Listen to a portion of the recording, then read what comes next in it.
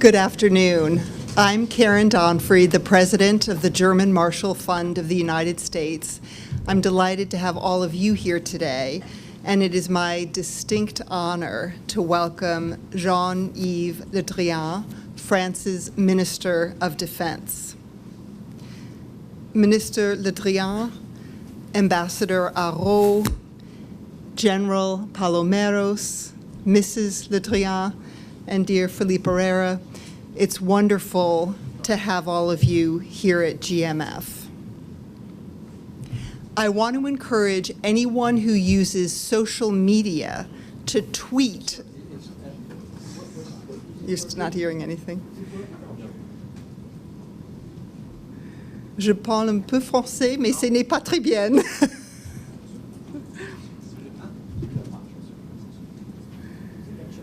We have a little technical difficulty. Which channel is it for French? One? We're good now? Okay, good. Great. I just said what an honor it is to welcome you, Minister Le Drian, here at GMF.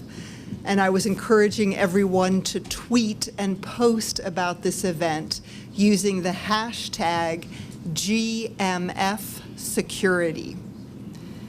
Minister Le Drian, the timing of your visit is great because, as you know, 2 days ago, we Americans celebrated 239 years of our independence.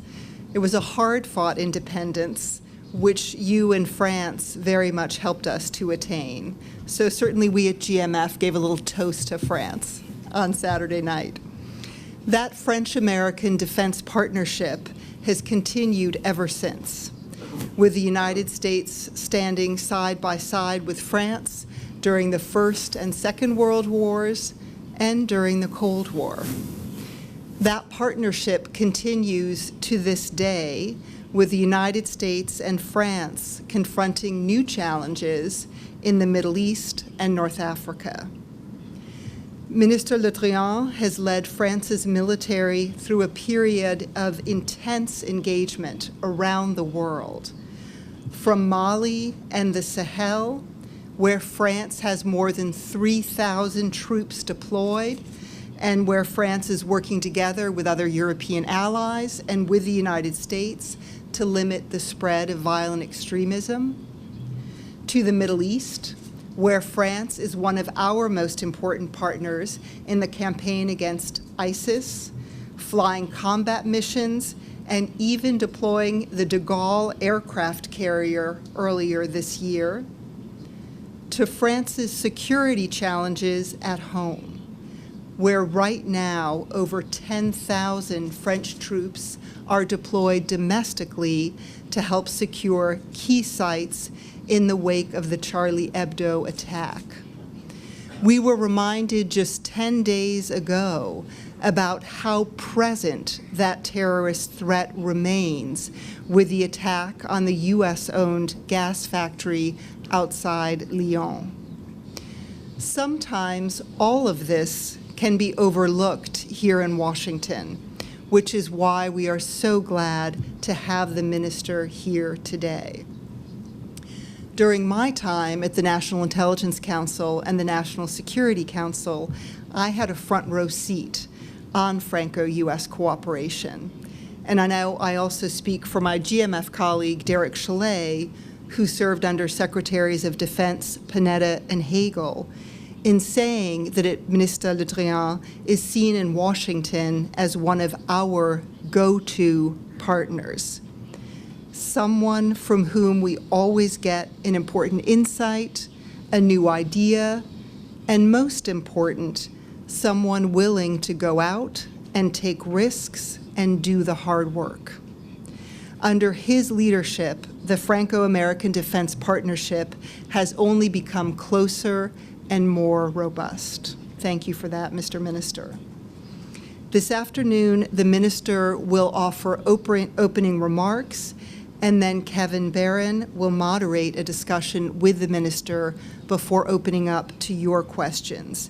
We are delighted to have Kevin here today to play this role. He is the executive editor of Defense One, which is celebrating its second anniversary this month. And in just 2 years, it has become one of the leading U.S. publications covering national security and defense policy by breaking news and driving the debate. So we'll look forward to that. But first, let me invite the minister to please come up and share with us his thoughts. Delighted to have you here at GMF.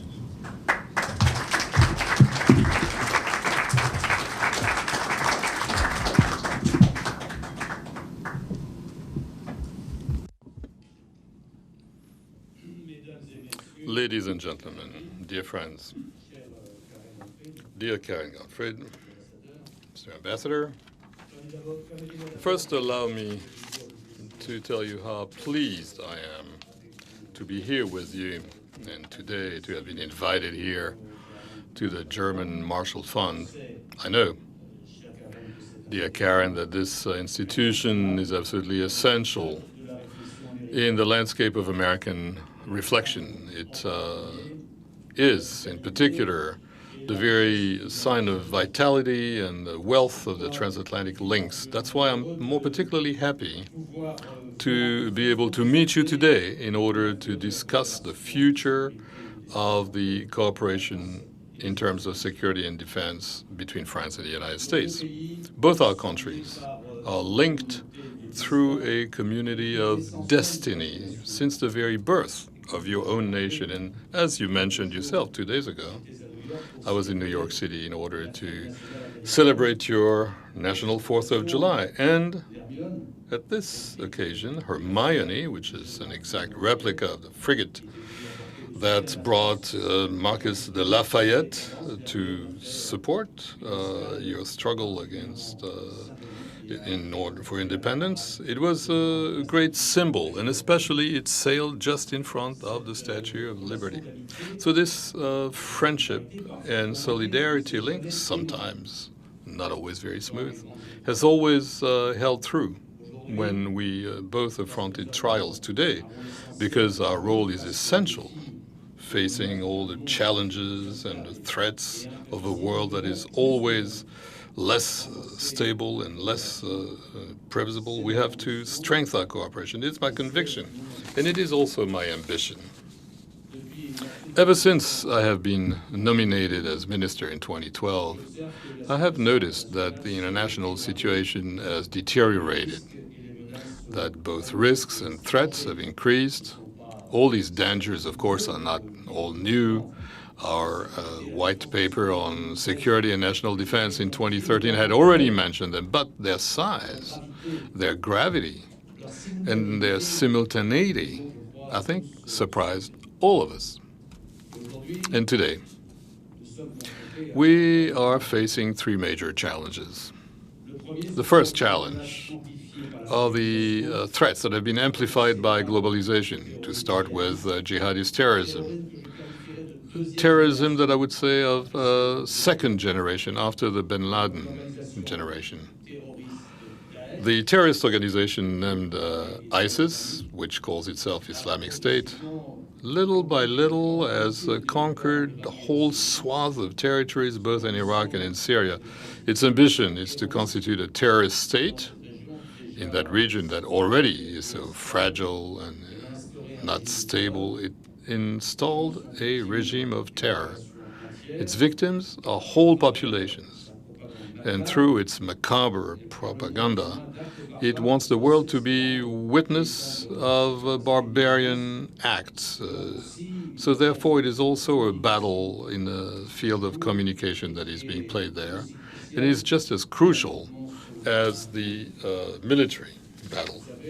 As you know, and you mentioned it yourself, France has felt itself, and many times, the renewal of these terrorist threats. But the attacks in January in Paris and in June in Saint-Quentin-Fallavier, beyond the pain and the revolt of the French, has strengthened my conviction that external security and internal security for my country from now on are very tightly linked. And the French determination to fight terrorism under all its forms must now be exerted both on our own national territory and abroad. Another threat, which has been multiplied by globalization, it's Wmd proliferation. This remains a major threat for peace and security in the world. France is actively engaged with all its tools, diplomatic tools, intelligence tools, in order to fight against this proliferation. As you know, 2 years ago, we were ready to act militarily in order to punish the use of chemical weapons. Now, as to Iran, today we are at a crossroad, about to finalize the negotiations for a global agreement on nuclear activities. France is very watchful. We would like to have a very strong and credible agreement, therefore a verifiable agreement, so that Iran doesn't find itself in a situation where it could have nuclear weapons. If the agreement happens, which we wish, which is what we want, of course, but it has to be very strong and very solid. If there is an agreement, we'll remain very vigilant so that the lifting of sanctions does not allow Tehran to keep on destabilizing the region. Second challenge. We are talking about the risks linked to weak states, failed states. These risks have increased. What do I mean by that? Well, whole regions now, because of the absence of real states or failed states, has become a hothouse, a hotbed of crises, wars, threats, to start with hotbeds of terrorism. I'm thinking about Libya, the Horn of Africa. I'm thinking also about the Central African Republic before France intervened. These are too many examples today. Third challenge. The resurgence of what I would call threats of force. We see that with the rapid growth of military expenditures and the affirmation of power policies and politics, people who want to ignore international law. We see that in Asia, in the China Sea in particular, but also at our gates in Europe. A European country, Ukraine, has lost part of its territory. Borders have been ignored and abolished on the European continent through the illegal annexation of Crimea by Russia. And the Ukrainian crisis has revived the specter of conflicts between states in Europe. And at the same time, Russia pursues its military modernization really fast, both in the conventional sector and the non-conventional sector. Russia gesticulates with nuclear weapons. It's very worrisome, with a lightness that they had never displayed, even during the Cold War. Russia is wondering and asking questions about the independence of our allies, the Baltics, for instance. We would be tempted to minimize this histrionics, but the fact is that they make more difficult the cooperation with Russia. And we would like for Russia to cooperate with France and the European Union, but it's harder now. So, faced with this new strategic environment that I just described, France is assuming its responsibilities, and our armed forces are engaged on a large scale on many theaters. First of all, the operations of responses to armed terrorism in Africa and in the Levant. In Africa, we have Barkhane operation in the Sahelo-Saharan band, as you mentioned it. It means that we have deployed 3,000 men permanently over 5 countries on a territory as large as Europe in order to fight against terrorists. In the Levant, France has been engaged among the first countries, just after the US, within the international coalition. And today, after the United States, we are the first contributors in terms of air support. For this coalition, we have mobilized an important part of our maritime assets. You mentioned our aircraft carrier and our special forces, and we have to pursue our efforts because the links between different terrorist groups are growing. We see that every day. through the action that we have in the Sahel. ISIS, in particular, is trying to spread its control on the ruins of the Libyan state and tries to destabilize new and fragile democracies such as Tunisia, a recent victim of terrorism. But France is also engaged on the eastern border for the collective defense of the alliance through measures of reassurance of our eastern allies.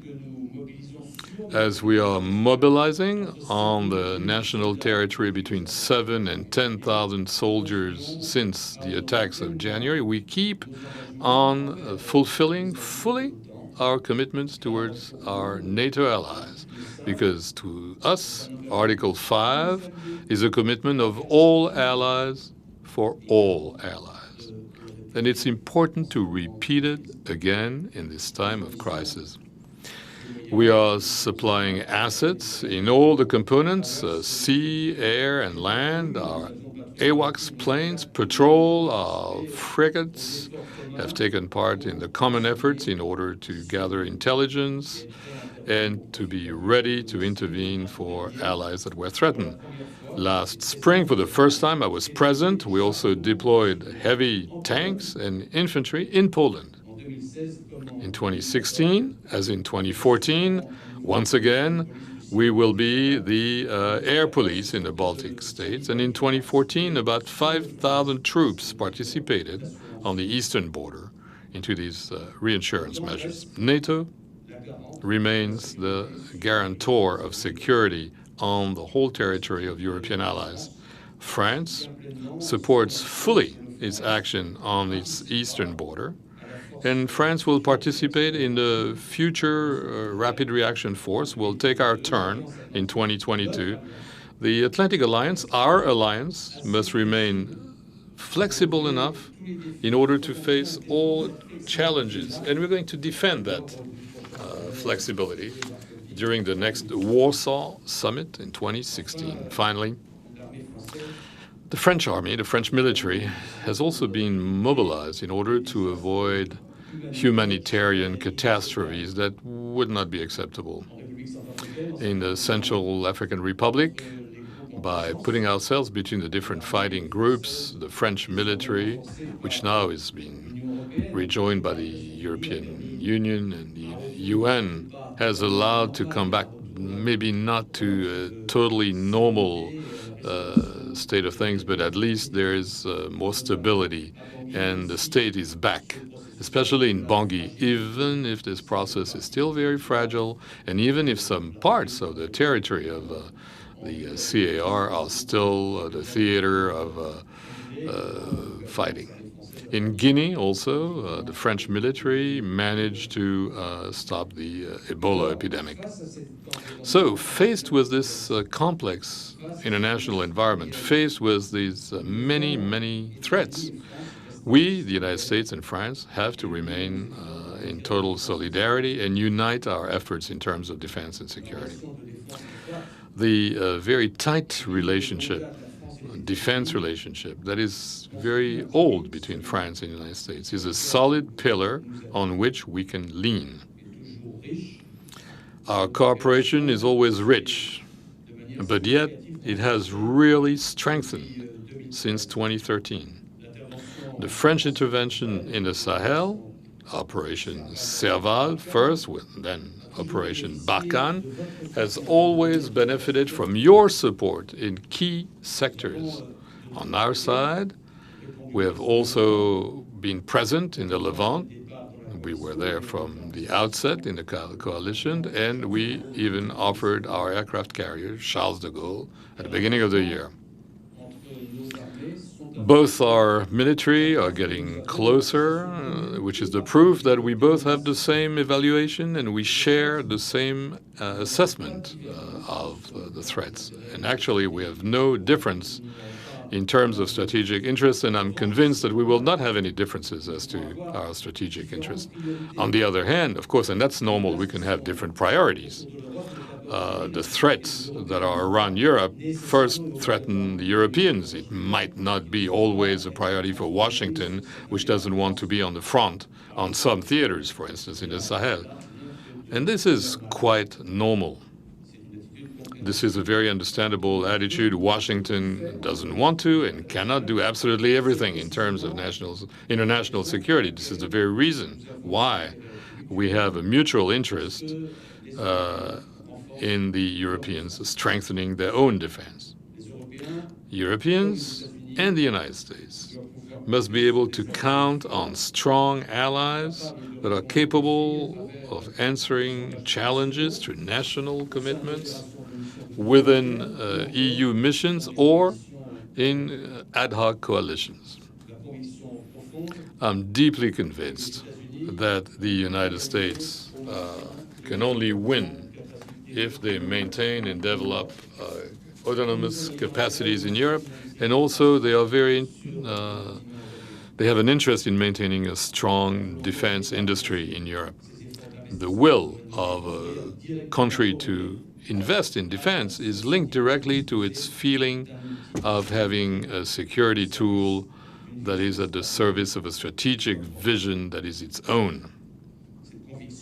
This conviction, France has showed it for years. And in spite of today's economic situation, which is the outcome of the crisis on our own public finances, our security situation called for an increase in our defense spending. This has been decided by the President of the French Republic.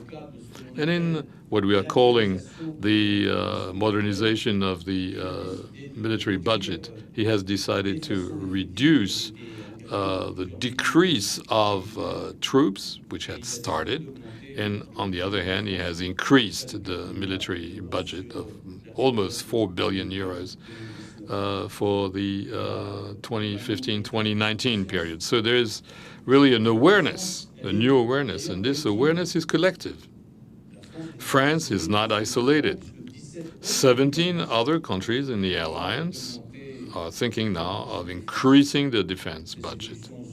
These are very positive evolutions, and sometimes it's difficult, it's always courageous, and it must be welcomed.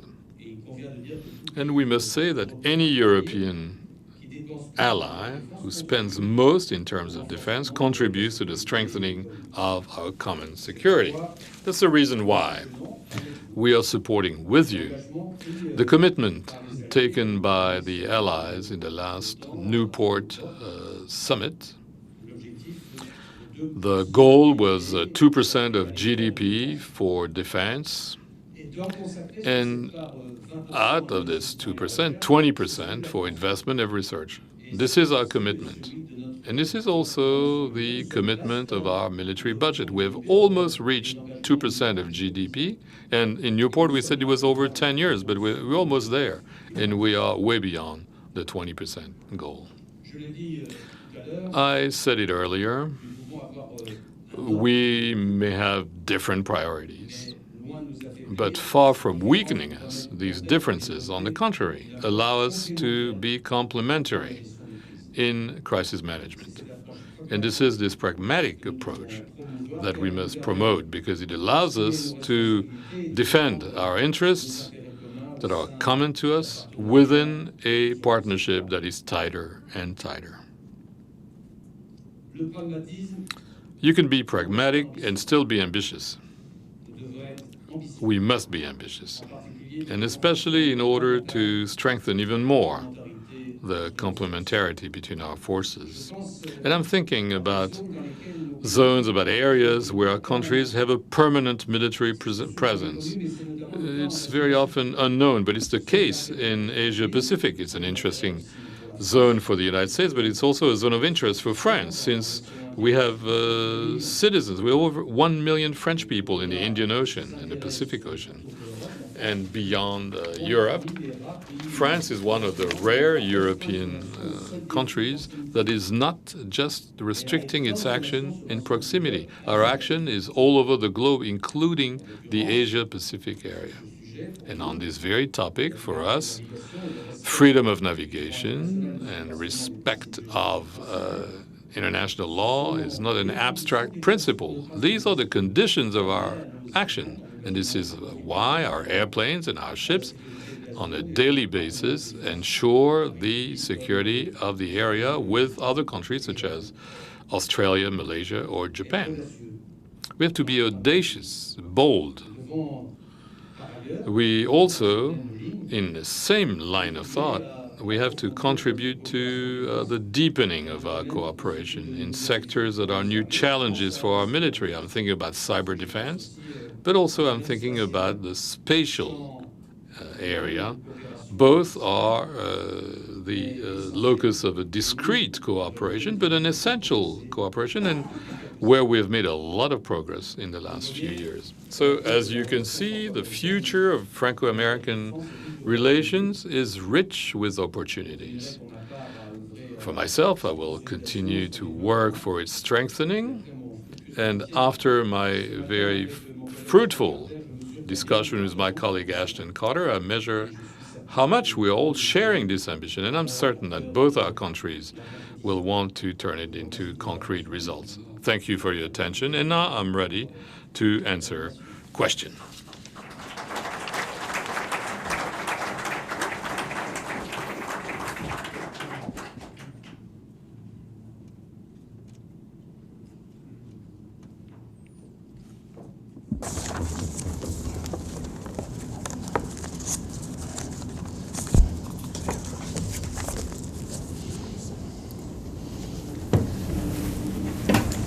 Ah, il faut me mettre.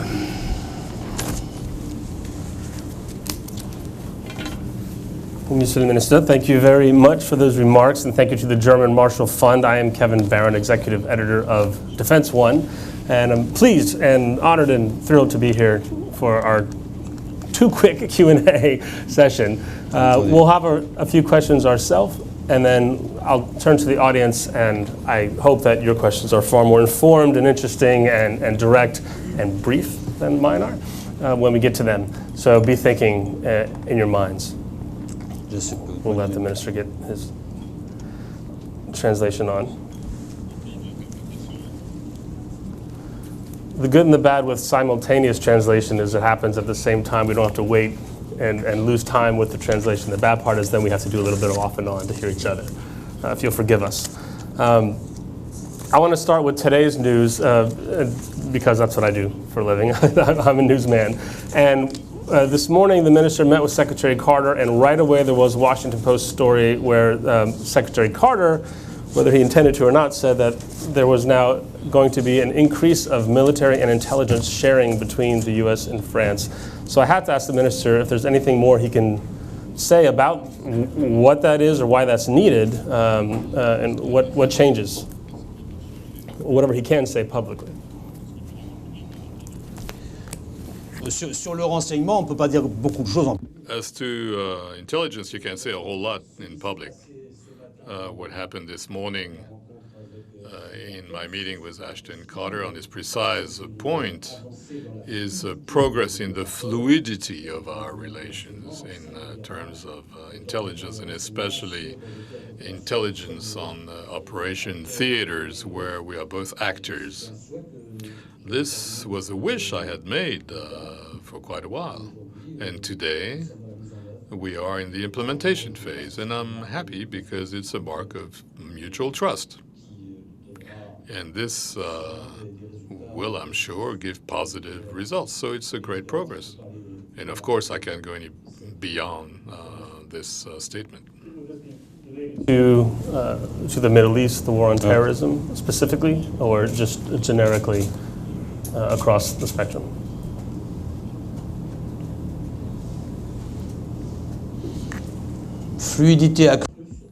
Increase the fluidity on the theaters where we are acting together. So terrorism, of course, is one of the theaters, the global theaters, if you want. But it's on the theaters where we are acting together or present together so that our relationship is simplified, fluidified. We have good intelligence relations, generally speaking. But it was important for this progress, which had been proposed by the U.S. part. The Middle East. In part of your speech, you seem to call for, you mentioned an absence of action in countries which are considered failed states, which are affecting France, which are affecting Europe. And we know that France is a great contributor to the air war and activities in Iraq. But what about Syria? Do we need to see more? Are we going to see more action, participation by France in the air war in Syria?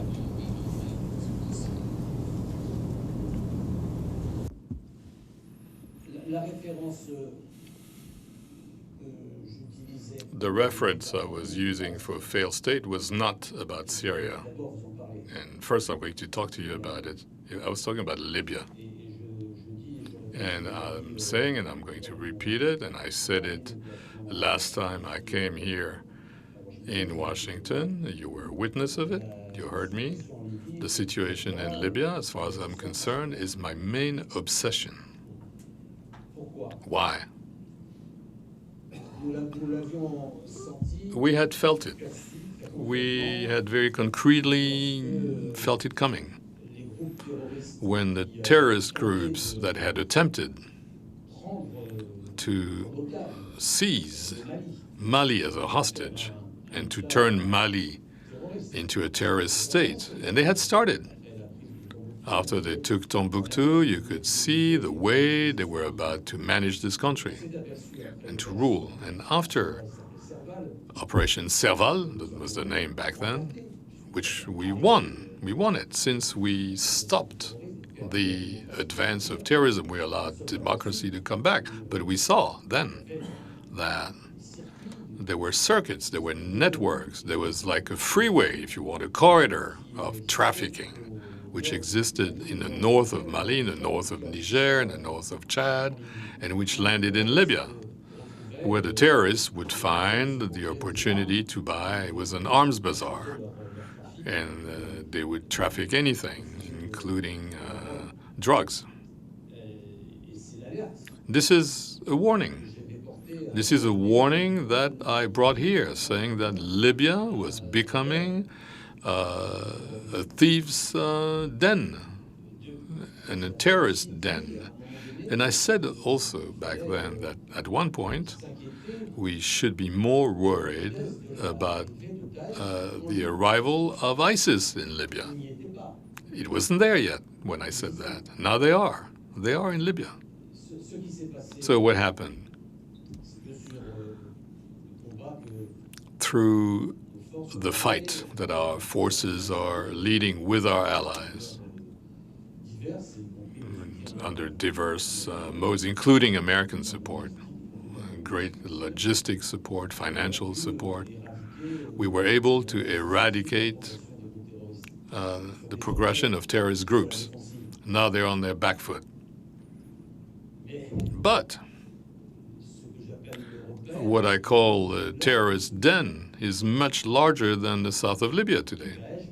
And ISIS, which started to be present on the eastern side of Libya, not very far from Tobruk, in and around Derna, where they have a training camp. And well, now they took Sirte, they took the airport, and they occupy 200 kilometers of Libyan coast, and they keep going ahead and spreading. And in the meantime, there's still a legitimate government. I mean, that's its title. The international community recognizes this official government in Tobruk with an army and a parliament. But at the same time, in Tripoli or in Misrata, we think that, they think that it's not a real government, they don't recognize it, and they keep fighting among each other. There is no solution. We must have a political solution. There won't be any military solution. The only military solution that you can see coming, it's ISIS victory. And the day ISIS has taken even more space in Libya, then ISIS is going to be in charge of migrants from Libya to Europe. And then terrorism is going to be strengthened in Europe because there'll be new elements, two elements for Daesh and ISIS. First, they'll have more and more financial assets because of all the taxes that they're going to perceive for the crossing of the Mediterranean, and then terrorist infiltration among the migrants. So we are facing now a serious situation. And the political situation does not exist today. And if we do nothing, this is exactly what is going to happen. And I'm very afraid that I'm right. That is our main concern. And I mentioned that with Ashton Carter this morning. And the international community must be prepared. It's doing it. But there's no plan B.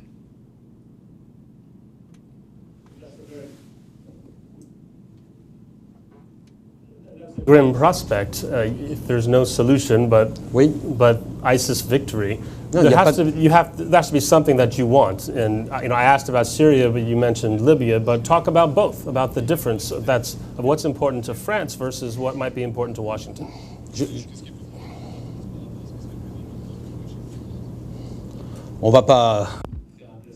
We are not going to rank barbarism according to who is first and who is not. I mean, the situation I've been describing is not sad, it's dangerous.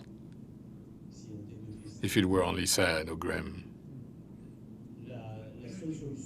The only solution that I mentioned is a political solution. And so the Libyan actors must be aware that they will never have a military victory. And the only one that is possible, the only military victory will be that of ISIS. And so in order to avoid that, then we need to have a political agreement in and from the United Nations. And I'm linking that with the Levant. For the time being, there are relatively few foreign fighters that are present in Libya. They are very present in Syria and Iraq, and not only French citizens, by the way. We think that there is around 10, 12, 15,000 coming from Europe, but also from Tunisia, from Morocco, from Saudi Arabia, from Chechnya, Kazakhstan, even from Australia now. So the day some will come from Syria to Libya, they will be 200 miles from the French coast, from the European coast. So if you want to have a ranking of proximity, that's what is the closest to us. And therefore, Libya must be the object of a very strong preoccupation from all of us. As far as Syria and Iraq are concerned, I think I have been clear in what I said. I described it. We are in the coalition in Iraq. We contribute heavily to airstrikes. We know that it's going to take a long time. And we think that there are no other solutions today but the one that we are applying, which means that we have to train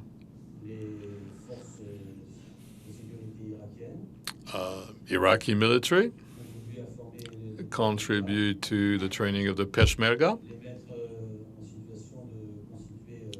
make sure that there are strong armed forces that can go ahead with the recovery of lost territory, make sure that the government of al-Abadi is inclusive and takes in all the different groups so that different ethnic groups identify themselves with this government, whether Shia, Sunni, or others.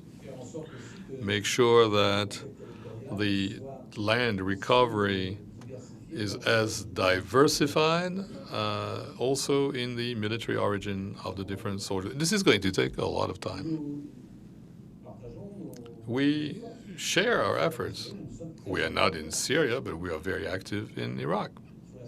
As to Syria, chaos is such between one side and the other that it is difficult to see any military solution there too. We think that in Syria, in order to get out of this chaos that we have today, we need a solution that will exclude Bashar Assad and will have all the actors of goodwill with the support of neighboring countries. Turkey, Saudi Arabia, Russia is not opposed in order to set up a new system. But is it still possible today? I don't know.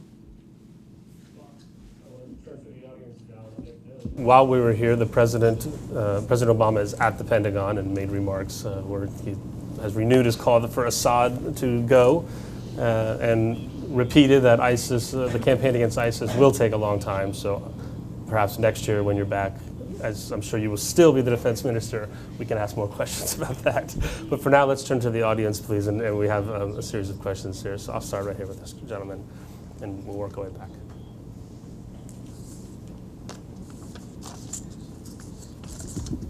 Yes. You can stand and identify yourself and be very brief. Merci. Monsieur le ministre. Mr. Minister, I'm Breton, and I'm also a member of the Atlantic Council. I listened to your remarks about Syria. Can you reassure us and tell us that the episode of the non-intervention of the United States at the last minute is being turned? It's over with. Second question, can you give us more details as to the military budget of April, because the criteria was 2%, but it's the details that count. And so I'm wondering, could you tell us the context of this decision? Has it more to do with Charlie Hebdo, or is it more in conformity with the Wales Summit?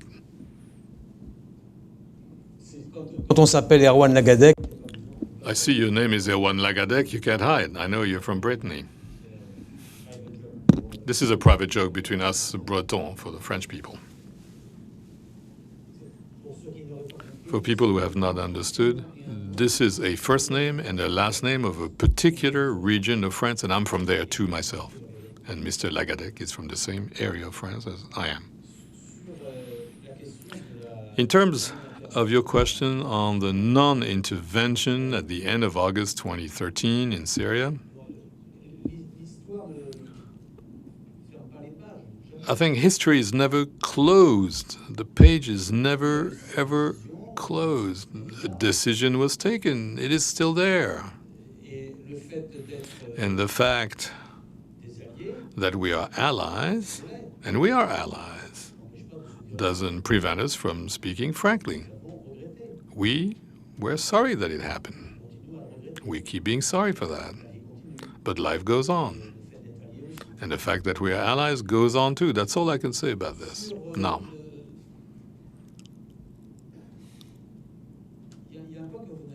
there's a point that you have not identified on the increase of our defense budget in France. I mentioned earlier that we're going to almost reach the 2%. We've reached 1.86% of GDP.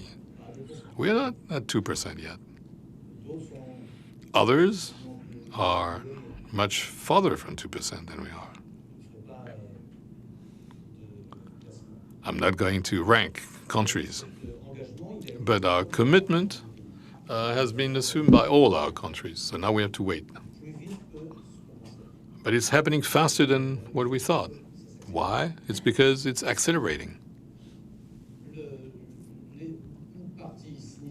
An important part of this budget increase of our defense budget is linked to the fallout of Charlie Hebdo before the latest attacks, but it's linked to the fight against terrorism. But it's also linked to the decision to mobilize on the national territory, which is an event in France. as such, tens of thousands of troops that protect the most vulnerable sites, transportation hubs, synagogues, mosques, churches. So it's armed troops today on a national territory and for a long time, which explains the fact that there will be 18,600 troops, more than the number we had planned for this year before. And also, we are investing more. We have decided to strengthen both the equipment of our special forces and to accelerate the acquisition of tanker airplanes for refueling. And we're also buying drones, which we are buying here in the United States because we have not taken the necessary initiatives before to build them. So these Reaper drones are of high quality, and we are going to pursue their purchase. And also, we need to reinforce our fleet of helicopters. This is indispensable for the type of actions that we're going to keep on doing. So both in terms of troops and investment, there's a surge on well-identified chapters. Talking hardware and the military equipment, I have a question that we talked briefly backstage about, which is what is the fate of the Mistral and of the ship, not the deal, the actual ship itself? Would you like to see the United States purchase that and bring it here?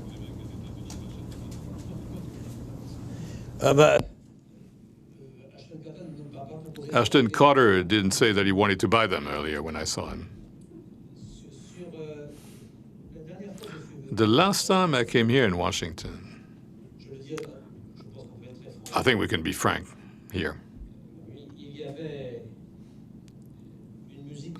There was a permanent music in my ears. What should I say? People asked, what was our sense of responsibility? People were saying, well, you know, there's a Mistral, there's the Ukrainian crisis, I mean, the French, really? You guys always obsessed with arms deals and all the income that you get from it, whoever you're selling to and whatever the price politically or strategically. Well, I think that I told everybody, you'll see. It was in October in 2014.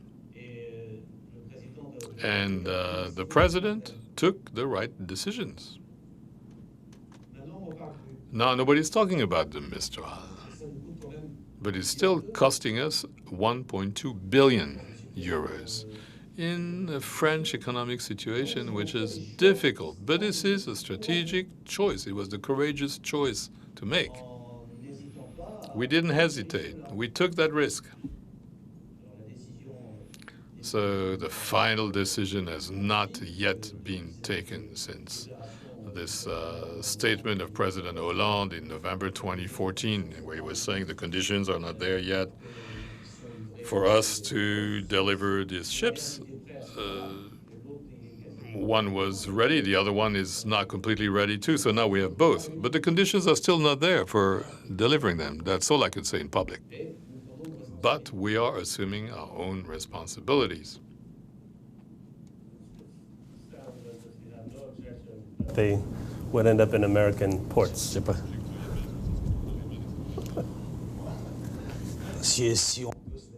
If we can agree on the price, why not?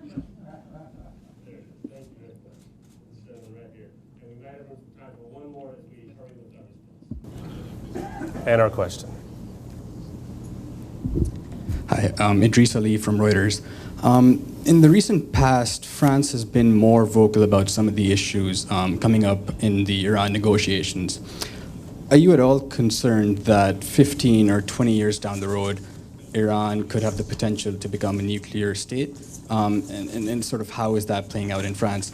And the second question I had was related to the revelations about NSA spying on French presidents. Did that come up in your talks with Secretary Ash Carter? And has that led to a decrease in trust or some problems in the relationship? Thank you.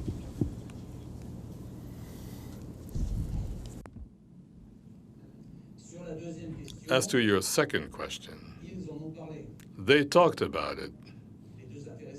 People were interested in the two people, that is to say, President Obama and President Hollande. They talked about it. They talked about it, and they decided to meet. A meeting between the coordinator of French intelligence and his counterpart in the U.S. This meeting took place. So, number one, both actors talked about it. Number two, people who were responsible for the different services talked about it. And number three, after that, I no longer talk about it. But I'm here. And I'm meeting my counterpart. So you know what that means? It means that beyond all these regrettable events, let's say, and I keep on saying that, cooperation elements are still there. As to Iran, the negotiation doesn't take place here. It is in Vienna, Austria. France would like to have an agreement. At one condition, this agreement should be very strong and prevent Iran from reaching nuclear weapons and prevent proliferation, because proliferation would be for Iran, but also for other countries. And of course, then the non-proliferation treaty would have no value, and then it would excite the Middle East. Imagine the same scenario with other countries who now will want a nuclear weapon. So we need a very strong agreement, otherwise it makes no sense whatsoever. I hope this agreement will take place, and then Iran will be within the law, within the non-proliferation treaty, after the period that has been planned by the negotiator.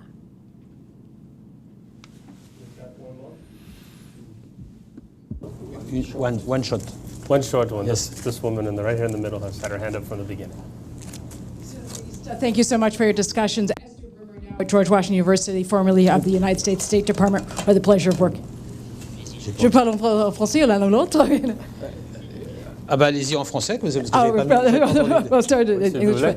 Monsieur le Ministre. Mr. Minister, I have a small question about security in the Mediterranean, because now we have a crisis with Greece. Greece is also a NATO member as well as an EU member, and it's also a border of Europe. So honestly, I will say very strongly, nowhere have I seen the least statement that could question the participation of Greece in the Atlantic Alliance. Nobody said anything about it, except in the media, of course. But of course, that's the media. They have to excite people. That's important. Well, we don't do that. For me, this is not a question. The real question of the Mediterranean is Libya. And too much. Please, a round of applause for the minister. Merci, je suis désolé.